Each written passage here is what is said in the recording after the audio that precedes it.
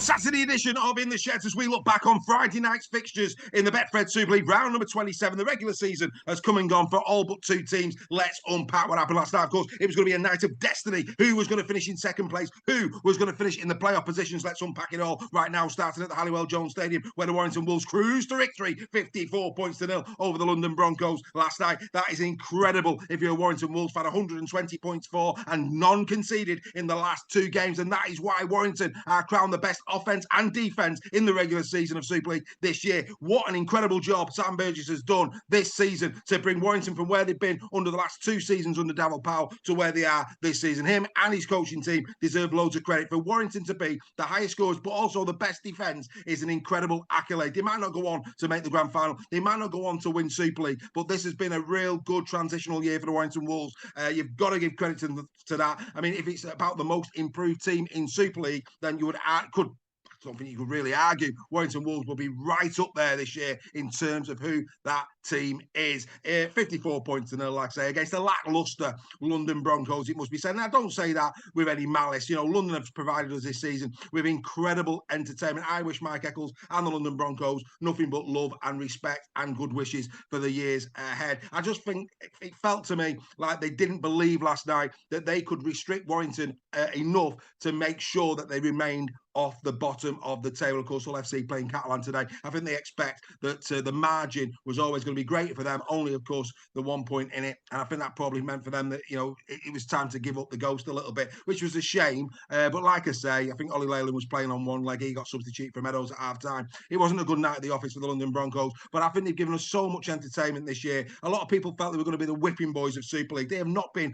the whipping boys of anybody. They've stood firm. They've stood tall. They provided us with some wonderful entertainment. They've also brought through some talent that is going to grace Super League next year, the likes of Leyland, the likes of Rourke. You know, we're really looking forward to seeing them next year. And of course, the young Leyland, who's not even played all season, Willie Leyland, who's not played all season, he'll be in Super League as well next year. We'll look forward to seeing him as well. But yeah, there you go. I mean, like I say, London, thank you for everything that you've brought to the game this year. You've really enhanced Super League. Many, many congratulations on that, and our very sincere best wishes. As for the Warrington Wolves, like I say, routine performance. The main thing for this game for me, for Burgess, was one, getting the job done. Two, making sure there was no injuries. Three, making sure they picked up no suspensions. And I think they pretty much got the Ted Rogers 3-2-1 in this one, I have to say.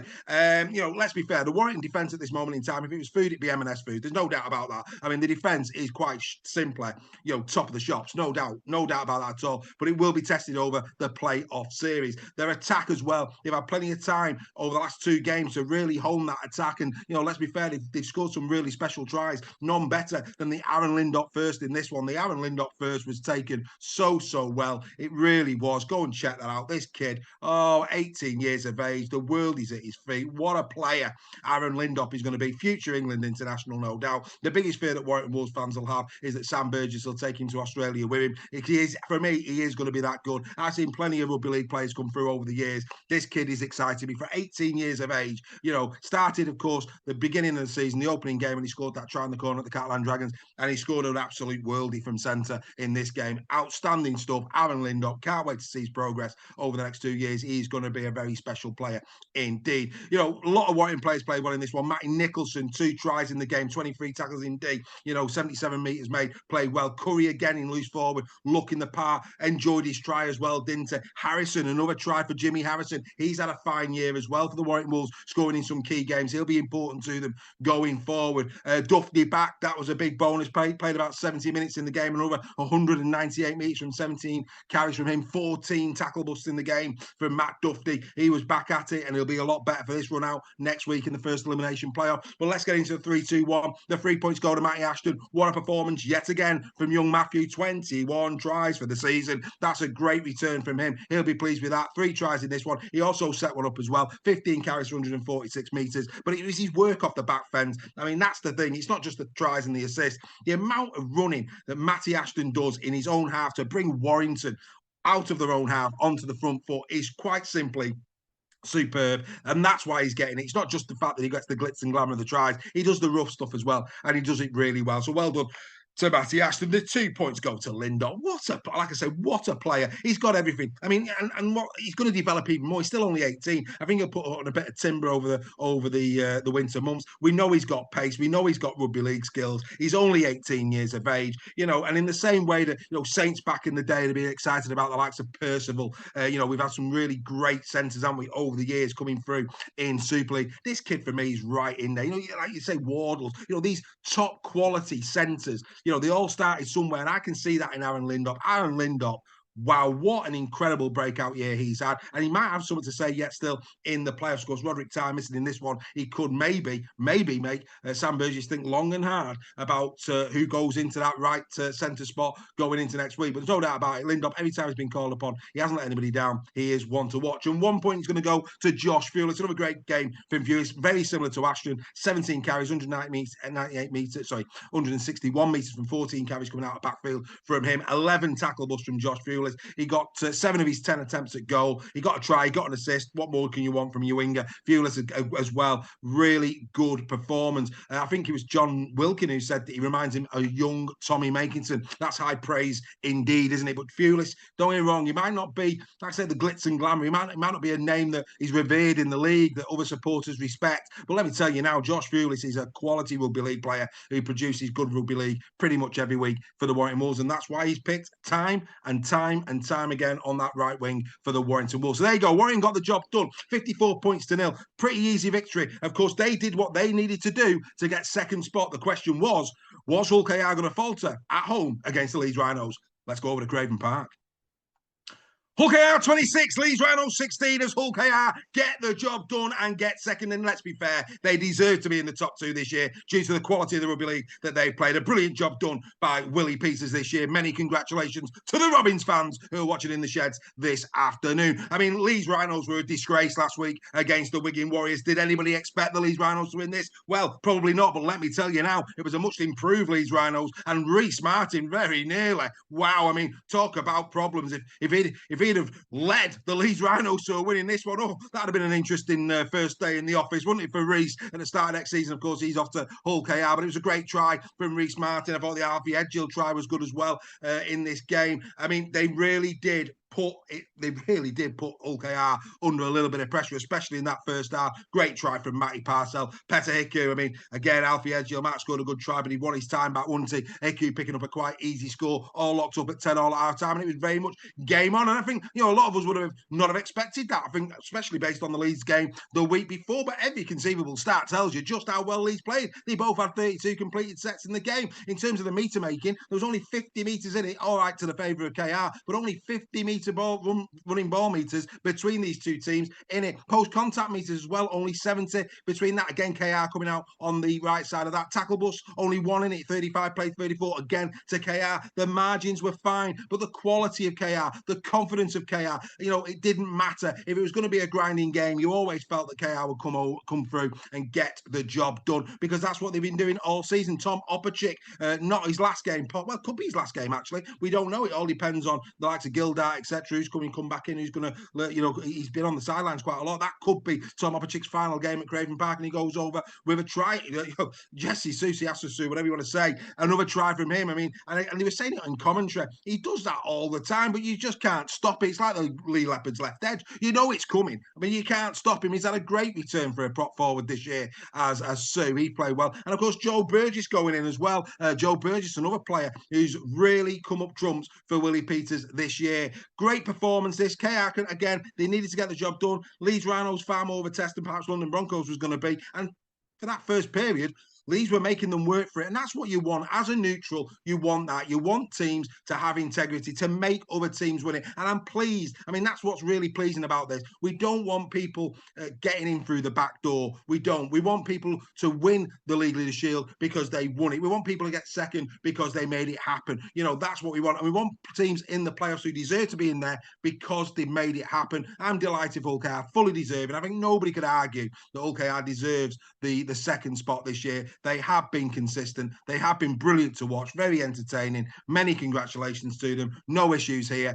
Very, very good indeed. No questions about it whatsoever. Right, let's get into the 3-2-1 on this one. Of course, KR now a week off. They will play probably, well, depends, doesn't it? It depends, but more than likely, I mean, I think they'll be probably preparing for Warrington. If I'm being honest, I think that's probably what they will probably do. They'll be preparing for Warrington. But then again, it could be the Leigh Leopards for me, or the Salford Red Devils. Who knows, actually? But I think they would probably think it'll be the Warrington Wolves. So they might start prep a little bit early for that, going into what will be a massive game at Craven Park. No matter who visits the Craven Park for that semi-final, the atmosphere is going to be intense. Right, 3 points go to Matty Parcell. What a performance. He had his handprints all over this game. His decision-making, when to go left, when to go right, when to run from dummy half. It was absolutely a masterclass of number 9 play. He has been a brilliant servant of trying this and assist from this. He was brilliant. 9 runs from dummy half. He also picked up 5 tackle busts in the game, a clean break.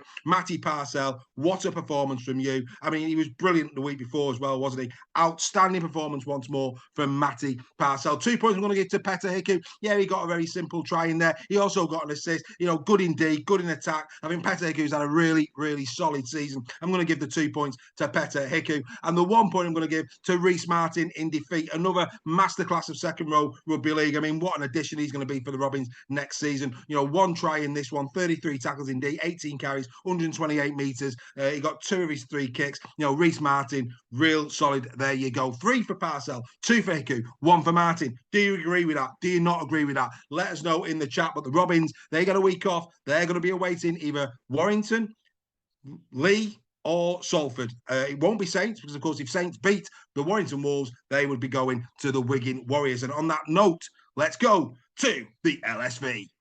A sellout crowd in the LSV as the Be the Roar Brigade roared their team home to an 18 points to 12 win over the Saints. The Saints were going to be in playoff rugby league no matter what. The question was, were they going to finish 4th? Were they going to finish 6th? That was the big question for the Saints. Of course, they are going to be finishing in 6th place because the Leigh Leopards romped home. It was a great, great win for Leigh. That takes them up to 5th place. They'll be going to the Salford Red Devils next week for what is sure to be a very good game indeed. I'm sure there'll be a pilgrimage going down the East Lancs for that one. Oh, yeah, might even be in the stadium myself. Such is the quality of the rugby league that I think will be on show. Saints needed to win this one. I mean, they've had a lot of injury concerns. They're coming back and all the rest of it. But this was playoff rugby league a week earlier. Some brutal hits in this one. Real brutal hits. Edwin Ipape was a man on a mission. I don't know what. I mean, Halloween, Ricky Latelli's eyes, I mean, they were glazed. I mean, he was so pumped, Ricky Latelli, last night. I thought it was very harsh to be given a yellow card. I'm sorry, but that was a full-blooded challenge. Does he touch his neck, his chin a little bit? Maybe, but come on. All the force was taken out on the chest. I'd be very, very disappointed if the match review panel were to sit Ricky Latelli down for that game next week against Salford. I'm sorry, but yeah. And in the same way that actually I thought that they were very fortunate, the Leigh Leopards. I mean, just to balance this up, I thought Leigh Leopards were very lucky that the first Tommy Makinson try was chalked off with the incident involving Sione Matautia and Lachlan Lamb. I think that was generous. I really do think that was generous. I have to say, by the letter of the law, Leigh Leopards fans will be screaming, but it was an obstruction, possibly. But do you know what?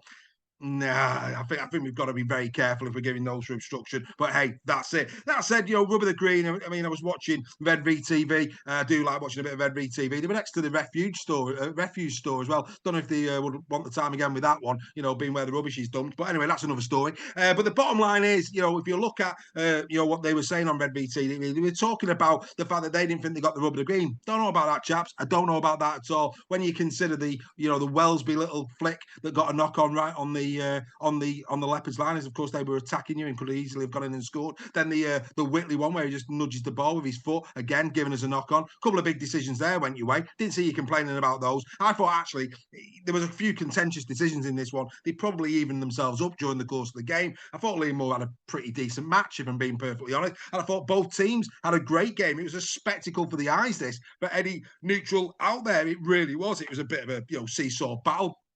I thought the tries were superb. I mean, don't get me wrong. I think John Asiata, by far and away, his best 40 minutes of the season, especially in that first half. I've already mentioned Latelli. Charlie now, of course, level with Danny Maguire and fully deserved. And, you know, when that sending off happened, the momentum shift. And you've got to give Saints credit, because how many times this year have we seen teams go down to 12 and the opposition not take full advantage of it? And they did. Tommy Mason, a really simple try. And then, of course, Morgan Knowles, who's had a great season for the Saints. He goes in as well. And all of a sudden, at that point, it's absolutely game on, isn't it? Really is game on at that point, before, of course, the try that sealed the game for the Leigh Leopards. And it was taken very well indeed by Josh Charlie. Yeah, outstanding stuff. Really, really good game of rugby league. Enjoyed it. This was, like I say, playoff rugby league right from the get-go. We've had a real treat in this one. A little bit of a bonus, it has to be said, no doubt. It was so close. I mean, I just went through the stats of the Hull KR game. This one's the same. The ball meters actually were better for the Saints. 1,389 played 1,274 for the Saints. So, like I say, really good effort there. The tackleable stat went the way of the Leigh. I thought Leigh's defence, I mean, dearie me, it was just brutal, wasn't it? I mean, it really was brutal. Edwin Papa, some of the hits he was putting on. Latelli put a couple of big hits on as well. Amon, Asiata. Ouch is all I'm going to say. I mean, dearie me. I mean, what the Leigh Leopards need to do next year when they're playing this, well, I say they can't, can they? They're losing most of them. But what we should do really is we should play the highlights. You know, remember Batman back in the 60s, where every time Batman and Robin punched them, they come up, pow, bang, ouch, and all that. They should do that. I mean, some of the defence was brutal, absolutely brutal. I mean, oh, dearie me. Ooh, even I'm shuddering. I'm sitting here now going, oh, imagine being on the end of some of them. Oh, bone crunching, incredible. And again, from a Saints perspective, you've got to give them the due. They were bullied in there last night. I mean, they would get some of the hits that Leigh were putting on them, but Saints just kept coming and coming and could have easily have snatched it. I mean, at the end there, Bella, he wanted his time again, James Bell, with that knock on. But, it was a tight game. It could have gone either way. I mean, I know the Leigh fans probably wouldn't have been able to live through it, but imagine if it had gone to Golden Point. Oh, what the fair. It'd have been incredible, wouldn't it? What a match that would have been had it had gone to Golden Point. But anyway, well done to Leigh. I mean, what Leigh Leopards, I mean, I think is it 10 in the last 12, something like that they've scored, that they've won. Incredible run, fully deserving to be in the playoffs. I think the top six are the right top six. I think if Leeds Rhinos or the Catalan Dragons would have snuck in, sorry, they haven't played good enough rugby league. I mean, Saints have hung on by the skin of the teeth, but because of the injuries, fair enough. Fair enough. Saints have had a lot of injuries this year, and they've still managed to claw there, which again, I think proves the fact that Leeds and Catalan, it'd have been a bit wrong had they been playing playoff rugby league this year. So I'm very, very comfortable with the 1 to 6 this year. Are you? Get in the chat, let us know if you are. Let's finish off this game with the traditional 3-2-1, and then we'll talk a little bit about what's to come next week. And 3 points for me go to Edwin Pape. I agree with that. His defensive work, he was outstanding. I mean, there was a lot of concerns over his fitness coming into this one. Oh no, not a problem at all. I think some of his day last night was really on point. Outstanding stuff from him. 2 points going to John Asiata. Like I say, for me, his best game of the season. I was concerned for him the week before against KR. I felt he looked a bit laboured. In this one, outstanding. Gets his stride. Again, some brutal D at key times. That link-up play with Lachlan Lamb was in sync. He had a fine first half. He really did cause them lots of problems. And I'm going to give 1 point to Rob Mulhern. Rob Mulhern last night, his runs from deep. Oh, talk about set the standard and precedent. We're here to play, boys. Go on, Robbie, lad. No fear whatsoever. I mean, you could have put, a herd of rhinos in front of him, a herd of elephants, and he'd have run just as hard and just as fast. Not a problem. I mean, Robbie Mulhern, he's got no concern for Ivory. Oh, no, not at all. He'd have gone straight through him. No problem. And you know what? He'd have probably killed a couple of them as well. I mean, talk about poaching. Oh, what a player Robbie Mulhern is. That was outstanding last night from him. Some of them runs, 21 carries, 144 metres. Brutal, took it to him, right down the middle. Come on then, boys, we're here to play. The man with the perm didn't let anybody down, did it? Outstanding stuff. I mean, I bet by the end of the game, his moustache was curled up. Such was his brilliance. Outstanding from Robbie Mulhern. He gets a point. I'll tell you now, very close to giving him more as well. So 3 points with Pape, 2 for John Asiata, 1 to Robbie Mulhern. Do you agree with that? We have got a big weekend of rugby league on the way, involving quite a few of these teams that played on Friday night. Let's start with that one. Salford against the Leigh Leopards. Oh, take your pick. We know Salford rested quite a few last week. That is going to be a brilliant game. We'll be discussing that on Super League Raw Weekly. The Warrington Wolves will host the Saints. Warrington 3-0 up against the Saints. And I'll tell you now, every Warrington fan, you should be concerned, because you can just see the writing on the wall. Can it be the Saints that do it again to the Warrington Wolves in playoff rugby league? I'll tell you, Don't be surprised. They brought the big guns back. Yes, it does. It's looking a bit clunky, but this was another step in the right direction for Paul Whelan's men. They'll be going to the Halliwell Jones Stadium very, very much looking to overturn the wire and really making sure that Primrose and Blue Tears are there yet again in the 2024 season. I can't wait to see those two games next week. We will be doing an In the Sheds tomorrow for the final dead rubber now that is Hull FC against the Catalan Dragons. But that has been your edition of In the Sheds this Saturday afternoon. We're just a few moments now from kick-off Hull FC against Catalan. Don't know if you're going to be watching that or not. Of course, as a man who's always, of course, puts in the effort for you guys, I will be watching the full 80 minutes. Don't you worry about that. And you can learn all about it on In the Sheds tomorrow. Don't forget, the Final Whistle podcast will be recorded on Sunday night. That will be available for you to listen to on your way to work Monday morning. Make sure you download that on Apple, Amazon, or Spotify. We hope you've enjoyed, yet again, another brilliant edition here of In the Sheds. Congratulations to Hull KR, who finished second. Congratulations to the Warrington Wolves, who finished third. Congratulations to the Leigh Leopards, who finished fifth, and they have been absolutely outstanding over the last 12 weeks. And well done also to the Saints, or should I say, congratulations, just to keep it exactly the same for them all. Well done to each and every one of you. We look forward to seeing your efforts in the playoffs. Bye for now.